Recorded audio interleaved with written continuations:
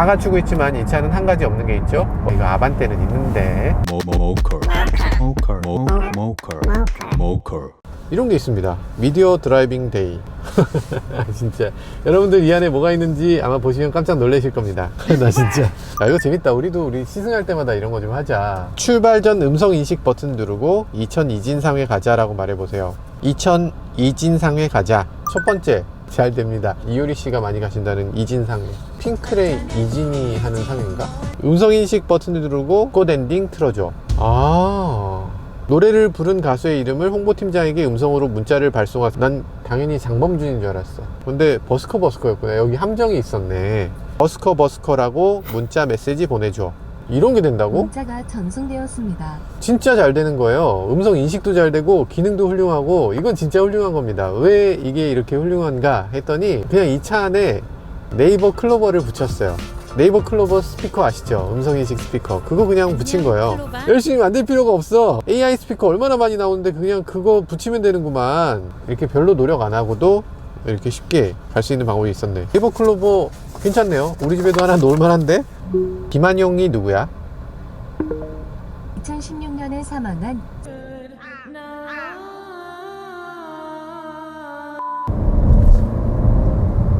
왜 이렇게 좋은 거야? 사실 저희도 쌍용차를 탈 기회가 그렇게 많지가 않습니다. 아마 이 차를 타시는 분들은 대부분 의외성에 놀라실 겁니다. 선입견 같은 게 없을 수가 없어요. 저는 선입견 없이 바라보려고 하는데도 선입견이 있거든요. 근데 타보면 그 선입견이 깨지지 않을 수가 없습니다. 정말 대단해요. 되게 의외다. 되게 조용하고 되게 깔끔하고 매끄럽습니다. 쌍용차 하면 떠오르는 이미지가 있잖아요. 그 이미지는 덜덜덜덜 갈길길길 잘 안 나가, 차가 너무 커, 뭐 이런 거였는데 근데 그거 아니거든요. 지금 되게 매끄럽고 되게 부드러워요. 너무 세련됐습니다. 일단 어댑티브 크루즈, 예전 같으면은 있는 차가 신기했죠. 요즘은 없는 차가 신기합니다. 뭐 코나 같은 경우도 원래는 없었어요. 그런데 작년 말이 되면서 2020 코나가 나오면서 어댑티브 크루즈가 달려나오게 됐죠. 그러다 보니까 이제는 소형 SUV들도 당연히 갖추고 있어야 되는 게 아닌가 싶긴 한데 어쨌든 옵션으로 선택 안 하는 사람이 여전히 더 많으니까 저는 어댑티브 크루즈가 있는 게 답이라고 생각하고요. 그런데 이 차는 없지만 원래 선택 안 하시는 분들이 많으니까 그런 분들한테는 뭐 큰 지장 없을 것 같긴 하네요. 이 차에는 지금 1.5리터 가솔린 엔진이 장착되어 있습니다. 요즘은 1.6리터의 터보를 달아서 2.0리터나 그보다 훨씬 더 강력한 힘을 내는 게 너무나 자연스럽게 되어 있습니다. 마력도 더 세고 토크는 훨씬 더 세고요. 그래서 이런 엔진을 장착하고 있는 차들은 뭐 크게 실망을 끼치지 않는 것 같아요. 1.5리터 터보는 그냥 요즘은 진리인 것 같습니다. 거기에 6단 아이신 자동 변속기를 장착했는데요. 아이신 변속기가 굉장히 즉각적이고 막 되게 막 성능이 뛰어나고 이런 거는 잘 모르겠어요. 그건 잘 모르겠지만 적어도 내구성만큼은 정말 인정하지 않을 수 없는 그런 변속기인 것 같습니다. 그래서 변속을 좀 한번 해봐야 되겠다 생각하고 이렇게 해보는데 이게 변속기 덕분이 아니라요, 터보 엔진 자체가 좋네요. 엔진 자체가 굉장히 토크 밴드를 넓게 써요. 그래서 한 2000rpm부터 한 5000rpm까지 그냥 쭉 밀고 갑니다. 이게 굉장히 신기한 느낌입니다. 마치 무단 변속기를 운전하는 것처럼 저속에서 쭉 밀고 가면 변속 없이 그냥 RPM만 쭉 올리면서 그대로 밀고 가는데 보통의 다른 자동차들 같으면 한 단 낮춰서 이렇게 갔을 것 같은데 변속기 프로그램도 괜찮고 엔진의 토크도 꾸준해서 이런 느낌을 만들어낼 수가 있군요. 아주 매끄럽습니다. 지금 고속에서 얼마나 소음이 있는가, 어저께 제가 아반떼를 시승하고 와서 그런지 선녀 같아. 완전 조용히. 다시 보니 선녀구나. 참, 노면 소음도 이 정도면 뭐 괜찮아요. 그렇게까지 시끄럽다고 느껴지지 않습니다. 엔진 소리도 시끄럽다고 느껴지지 않아요. 놀라운 사실을 발견했어요. 뭐죠? 이거 아반떼랑 가격이 거의 같은데요. 아반떼가 더 싸야 되지 않냐? 보통의 가격대를 놓고 보면 야, 이 가격대가 진짜 치열하다. 생각해보면 이게 우리나라에서 가장 하위 그룹을 형성하고 있는 거거든요. 가장 낮은 가격대의 자동차, 베뉴, 아반떼, 티볼리, 그리고 XM3, 그 정도가 우리나라에서 가장 낮은 가격대의 자동차예요. 근데 이 가장 낮은 가격대의 자동차가 이래도 되나 싶다. 옛날에는 가장 낮은 자동차면 그냥 이런 느낌이었잖아요. 아, 내가 이것까지 타야 돼? 뭐 이런 느낌이었는데 이제는 아니야, 이 정도면은 가장 낮은 가격대일 수가 없어. 그러니까 우리나라에 그 눈높이가 너무 높아진 거야. 이 차는 지금 갖출 거 다 갖추고 있어. 디지털 디스플레이, 내비게이션, 긴급 제동 다 갖추고 있지만 이 차는 한 가지 없는 게 있죠. 어댑티브 크루즈가 없습니다. 이거 아반떼는 있는데, 그러니까 이 차에서 어댑티브 크루즈 원하시면 코란도 가시면 되죠. 뭐 라는 거죠. 코란도가 가격 차이도 별로 안 나는데요. 뭐 이러면서 그건 좀 아니지 않나 싶어요. 형 말도 맞긴 맞는데 보통은 이제 옵션질이잖아. 어댑티브 크루즈 넣으시려면 호객님 트림을 하나 올리셔야 돼요 하는데, 야, 쌍용차 형님 진짜 대단한 게 트림을 올리는 게 아니야. 차를 바꿔야 돼. 야, 차를 코란도로 바꾸셔야죠, 호객님. 가능은 한데, 말은 돼요. 말은 되는데, 그래도 그것 때문에 차를 바꾸라고 하는 건 좀, 이건 생각을 진짜 잘 하셔야 돼요. 티볼리에는 어댑티브 크루즈를 무조건 넣으셔야 됩니다. 딜 브레이커예요. 딜러하고 한참 얘기하고 가격하고 뭐 이제 사인하기 직전에 시승을 한번 해보는데 시승하다가 뭐 하나가 조금 이상해. 뭐 예를 들면 컵홀더가 좀 얕아, 이거 때문에 나 안 살래요 하는 것들이 하나씩 있거든요. 그런 것들이 딜 브레이커예요. 정말 아무것도 아닌데 그거 하나 때문에 깨지는 거. 어댑티브 크루즈가 지금 이 차에선 딜 브레이커가 될 수 있습니다. 그래서 이 차는 무조건 어댑티브 크루즈를 넣어야 돼요. 앞뒤 볼 거 없이 무조건 넣으셔야 됩니다. 제발요, 제발 넣어주세요. 코란도로 이것 때문에 넘어갈 수는 없어요. 안정감이 있어요. 진짜 의외. 왜 좋고 난리야. 이게 왜 이렇게 이상한데? 저도 자신을 반성하게 돼요. 그러니까 쌍용차라면 왠지 타기 전부터 선입견을 갖고 있는 거예요. 쌍용차가 좋아봤자 얼마나 좋겠어, 이런 느낌이 죄송스럽지만 있어요. 그런 느낌이 있어서 아예 시승 자체를 안 해보는 겁니다. 그러니까 저는 쌍용차가 지금 급선무로 정말 해야 되는 게, 사람들이 이 차를 어떻게든 시승하게 만드는 거, 그거를 급선무로 반드시 해야 된다고 생각해요. 잘 만들었어. 지금 쌍용차 연구원들 대단한 일을 한 거예요. 어려운 시국에 이렇게 대단한 차를 만들었으면 어떻게든 이걸 홍보해서, 아니면 어떻게든 이걸 시승시켜서 사람들의 선입견을 깨트려 줘야죠. 잘 만들어 놓고 이게 뭐야, 아무도 시승하지 않는 거, 그리고 선입견 때문에 잘못된 판단을 하는 거, 큰 문제죠. 저조차도 이렇게 느끼니까 진짜 놀랄 노자입니다.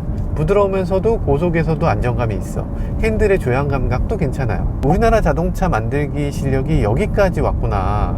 가장 저렴한 자동차도 이 정도는 만들어 주는구나. 대한민국 자동차, 대한민국의 기술력, 대한민국의 국민으로서 정말 국뽕에 취하게 되는 그런 자동차입니다. 이 진동 같은 게 굉장히 적어서 운전 피로도가 낮아요. 그런데 그건 좋아요. 그건 되게 좋은 점. 브레이크는 조금 좀 밀리는 것 같은 느낌을 저는 받거든요. 581km나 뛰었어요. 이 정도면 브레이크가 어느 정도 길도 들었다고 보이는데 생각보다 잘 안 되고, 그리고 어느 순간 훅 들고, 이런 것들이 지난번에도 말씀드렸지만 페달이 밟히는 시점, 밟히는 느낌, 이런 것들이 별로 좋지 않습니다. 브레이크 페달이 보통 어느 정도 밟다 보면 여기서 멈춰야 되는데, 그러니까 더 이상 밟히지 않는 지점이 있어야 되는데, 얘는 더 이상 밟히지 않는 지점이 거의 없어요. 끝까지 들어갑니다. 일단 브레이크 페달은 지난번에도 말씀드렸듯이 개선의 여지가 너무나 많습니다. 자, 그러면 한번 좀 더 가보죠. 코너링은 어떤가? 차선을 인식해서 자동으로 핸들을 좀 돌려주는 느낌을 주네요. 좋았어. 마음에 들었어. 근데 이게 차선을 가운데로 정말 유지를 해주는가? 그건 잘 모르겠습니다. 일단 코너링 한번 해보겠습니다. 코너링, 차가 약간 소프트한 차답게 옆으로 좀 누워요. 약간 롤이 있는데, 롤이 있다고 해서 꼭 나쁜 건 아니니까요. 저는 개인적으로 롤이 없는 쪽을 좋아합니다만, 롤이 있는 게 더 다루기 편하다, 이렇게 얘기 도 많이 하세요. 추월선으로 들어가고, 시프트 다운을 할 때 거의 풀악셀 해야 시프트 다운을 해요. 그리고 다시 돌아와야죠. 추월을 했으면 다시 돌아와야 됩니다. 다시 추월선으로 와서 추월만 잽싸게 하고 다시 돌아가야 됩니다. 저는 이 부분은 항상 꼭 지켰으면 좋겠어요. 그렇게 어려운 일도 아니잖아요. 그러니까 차선을 자꾸 왔다 갔다 하는 게 나쁘다고 생각하시는 분들이 꽤 계시더라고요. 그런데 지금 이 자리에서 캠페인을 굳이 하자면 차선을 왔다 갔다 하는 게 잘하는 운전입니다. 그러니까 운전을 한 차선을 계속 유지하는 게 잘못 운전하는 거예요. 옆에 차는 없었지만 1차선으로 그냥 계속 가는 게 안전운전 아닌가요? 라고 생각하시는 분들, 뒤에 차가 없으니까 여기로 운전하는 게 좋은 거 아닌가요? 하시는 분들 계신데 아닙니다. 한 대 추월하고 바로 들어가고 또 한 대 추월하고 바로 들어가고 이렇게 하는 게 안전운전이에요. 자꾸만 차선 바꾸면 사고율이 높아지지 않을까요? 하시는데 그렇지 않아요. 자꾸만 차선을 바꿔줘야 이 사람이 계속 운전에 집중을 하고 사고율도 줄어듭니다. 추월할 때만 들어가는 거죠. 그러면 같이 팍팍팍팍 이렇게 하는 게 안전하냐 이럴 수도 있잖아. 오 그렇구나. 어쨌든 추월하고 다시 들어가야 됩니다. 추월했으면 내가 200km든 300km든 상관없어요. 다시 들어가야 됩니다. 무조건. 전 세계 공통의 운전 규약이에요. 우리나라만 그런 게 아니고 아우토반만 그런 게 아니에요. 그리고 오른쪽으로 추월하지 못하게 돼 있습니다. 우리나라 규정에. 왼쪽에 느린 차가 있다고 오른쪽으로 해서 추월하면 안 돼요. 그 차가 오른쪽으로 비킬 때까지 기다린 다음에 왼쪽으로 추월하는 게 정석입니다. 우리나라 형편상 안 되는 게 참 안타깝지만 잘 되길 바라겠어요. 모두가 다 이런 생각을 갖고서 운전을 하면 이 문제가 더 이상 발생하지 않을 수 있겠죠. 유럽은 그게 너무나 잘 되는데 우리나라는 왜 안 될까? 안 가르쳐줘서 그런 것 같아요. 아무도 캠페인도 안 하고. 그런 게 또 있어요. 네가 왜 더 빨리 가? 다 똑같이 가야지. 다 똑같이 100km로 가야지. 너는 왜 120km로 가니? 규정 속도가 100km인데 라고 생각하는 사람들이 있어요. 그거는 그 사람 사정이고 나는 내 규정대로 돌아와야죠. 네가 100km로 가든 200km로 가든 그건 그 사람이 법규를 위반하든 말든 나도 위반해야 된다는 건 아니잖아요. 나는 어쨌든 추월선을 계속 달리면 법규 위반입니다. 지정차로 위반이에요. 그러니까 돌아와야 됩니다. 그 사람이 그 다음에 법규를 위반하는 건 내 사정이 아니에요. 근데 많은 사람들이 저 사람을 위해서 내가 비켜줘야 된다고 라고 생각을 하는 것 같아요. 그거 아닙니다.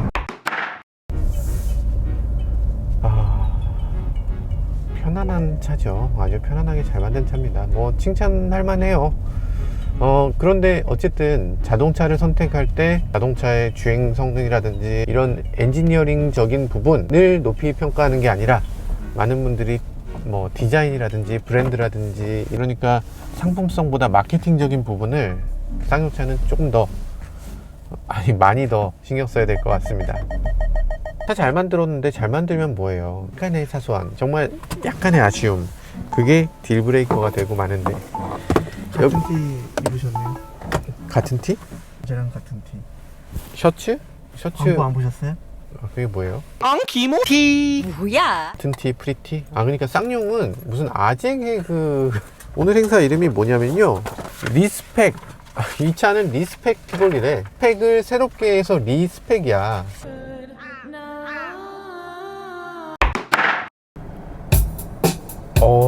사운드도 괜찮아.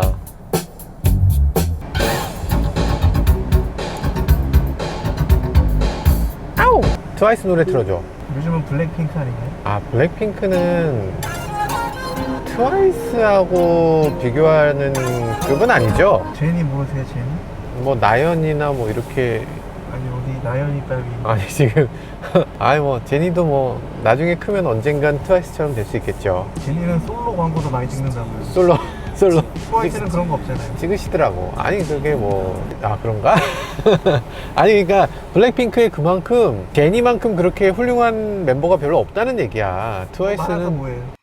지금 코란도로 갈아탔습니다. 티볼리와 같은 엔진을 사용하고 있는데, 티볼리가 이전에는 티볼리 에어라는 차가 있었잖아요. 일단 없어졌어요. 티볼리 에어는 없어지고 티볼리 에어 살 바에는 코란도 사라 라는 생각으로 이렇게 세팅을 한 것 같습니다. 일단 세팅은 잘못했어요. 그러니까 티볼리에서 티볼리 에어는 넘어갈 수 있어. 사람들이 그건 할 수 있어요. 티볼리 사러 갔다가 갑자기 코란도로 바꾼다, 이거는 저희가 농담처럼 아반떼 사러 갔다가 전투기 사서 왔어요 이런 얘기 하지만 그거는 농담이고, 아반떼 사러 갔다가 소나타 사는 건 그렇게 쉽게 넘어갈 수 있는 게 아니에요. 그 심리적인 경계가 벽이 너무나 높습니다. 그래서 티볼리 사려다가 티볼리 에어 사는 사람 많이 있겠지만, 티볼리 사려다가 코란도로 넘어가는 경우는 좀 잘못된 생각이었던 것 같아요. 일단 전략에 미스가 있었다라는 생각이 들고요. 어쨌든 이 차는 티볼리 에어와 그리고 티볼리보다 하나 더 높은 급의 자동차를 커버할 수 있는 그런 자동차로 세팅되어 있는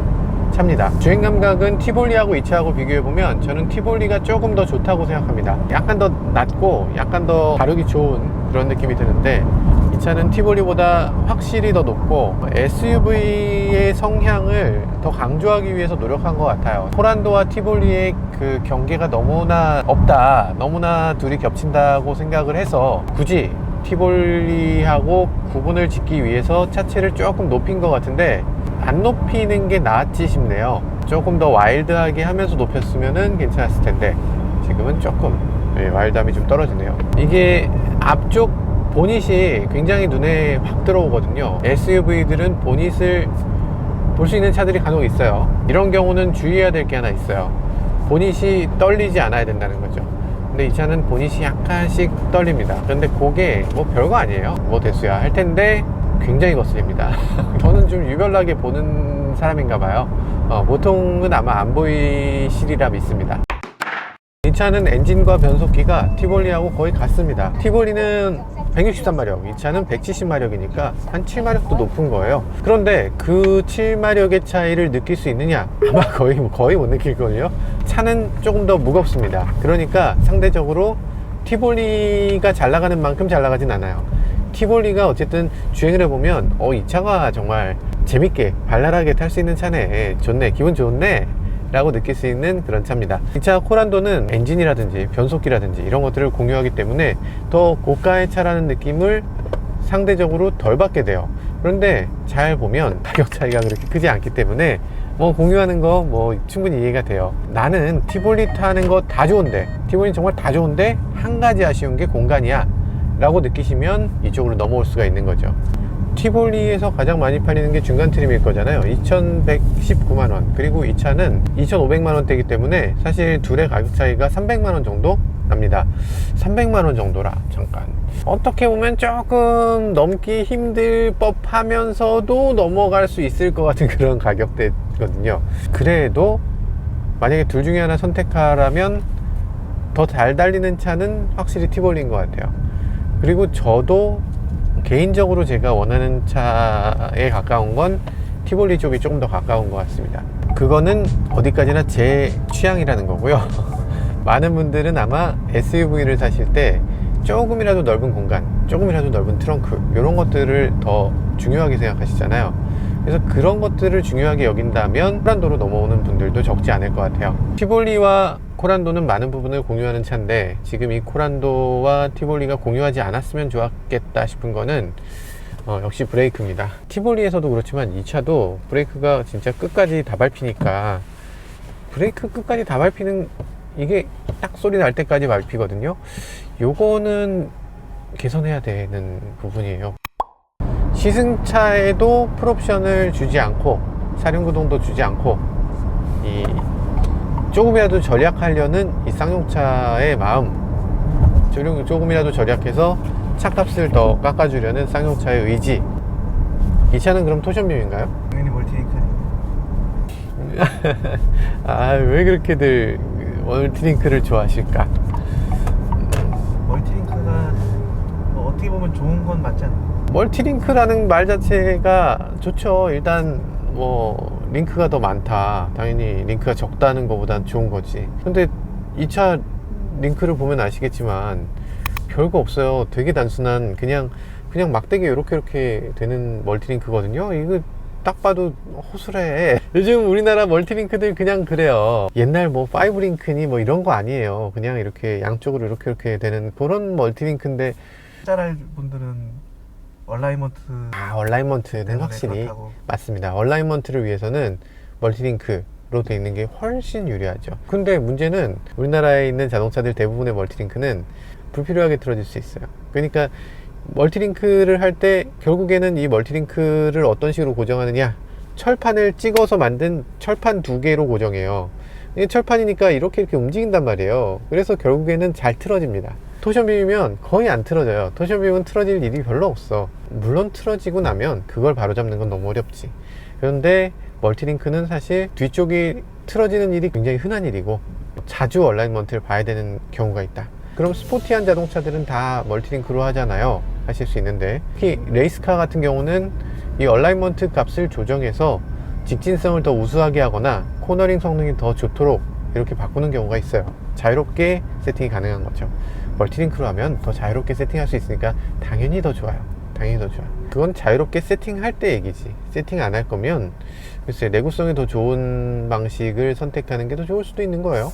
멀티링크도 좀 더 세분화할 필요가 있겠네요. 아, 맞아요. 멀티링크라는 말이 지금 너무 광범위하게 사용돼서 이 차도 멀티링크고 아반떼도 멀티링크고 뭐 제네시스도 멀티링크니까 이렇게 생각하실 수 있는데 완전히 다르게 생겼어요. 비슷하지도 않습니다. 그냥 멀티링크라는 말로 어떻게 똑같이 이렇게 이름을 붙이는지 모르겠어요. 조금만 더 깊숙이 보면 멀티링크라고 되어 있는 자동차들의 대부분이 굉장히 허상이다 라는 걸 금방 알 수 있는데 그걸 열어서 직접 보시는 기회가 별로 없으니까 아마 그런 게 아닌가. 어쨌든 나중에 한번 멀티링크인 차와 그리고 토저미인 차 두 대를 놓고 한번 블라인드 테스트를 한번 해보려고 합니다.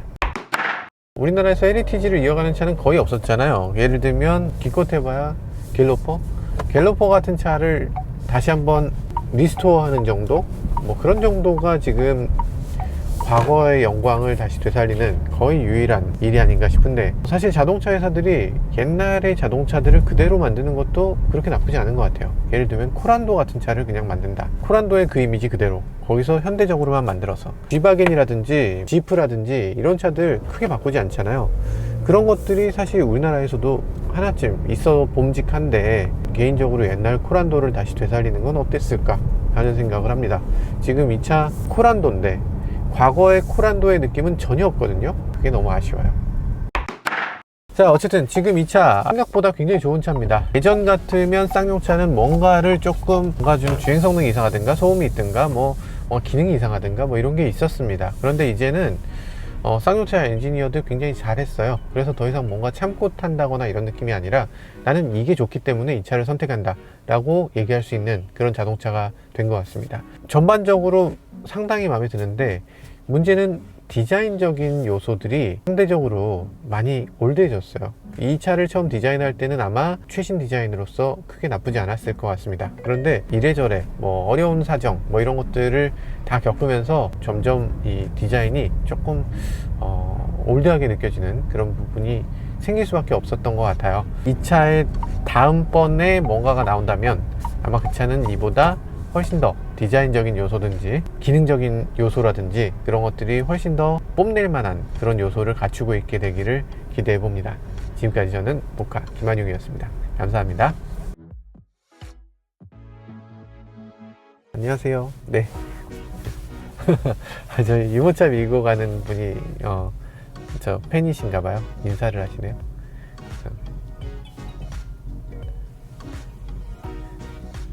언제쯤 여자들도 인사할 거예요? 그러니까 왜 저는 남자분들만 인사를 하시고